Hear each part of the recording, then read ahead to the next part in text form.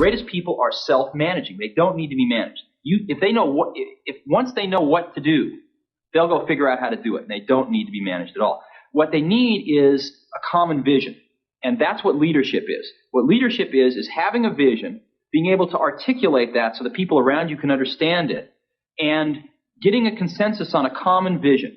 We wanted people that were insanely great at what they did, but we're not necessarily those seasoned professionals, but who had at the tips of their fingers and in their passion the latest understanding of where technology was and what we could do with that technology, and who wanted to bring that to lots of people. So the neatest thing that happens is when you get a core group of 10 great people, it becomes self-policing as to who they let into that group.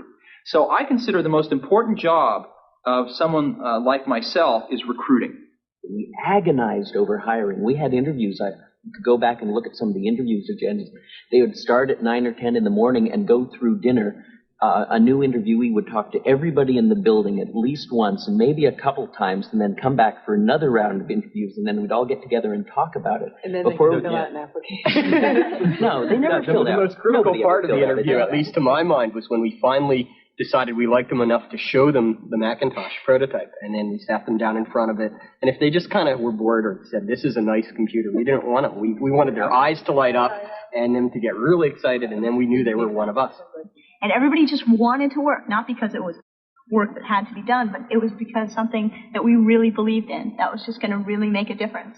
And that's what kept the whole thing going. We all wanted exactly the same thing, and instead of spending our time arguing about what the computer should be, we all knew what the computer should be, and we just went and did it. We went through that stage in Apple where we went out and we thought, oh, we're going to be a big company, let's hire professional management. We went out and hired a bunch of professional management.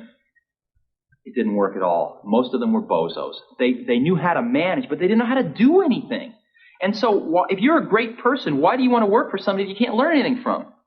And you know what's interesting? You know who the best managers are? They're the great individual contributors who never, ever want to be a manager, but decide they have to be a manager because no one else is going to be able to do as good a job as them. After hiring 2 professional managers from outside the company and firing them both, Jobs gambled on Debbie Coleman, a member of the Macintosh team. 32 years old, an English literature major with an MBA from Stanford, Debbie was a financial manager with no experience in manufacturing.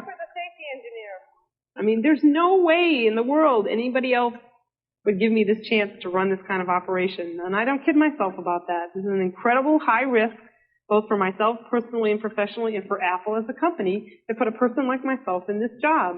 I mean, they're really betting on a lot of things. We're betting that my skills at organizational effectiveness, override all those, lack of technology, lack of experience, lack of, time in manufacturing. So it's a big risk, and I'm just an example, and every single person on the Mac team, almost to your, entry-level person, you could say that about. This is a place where people were afforded just incredibly unique opportunities to prove that they could write the book again. Inscribed inside the casing of every Macintosh, unseen by the consumer, are the signatures of the whole team. This is Apple's way of affirming that their latest innovation is a product of the individuals who created it, not the corporation.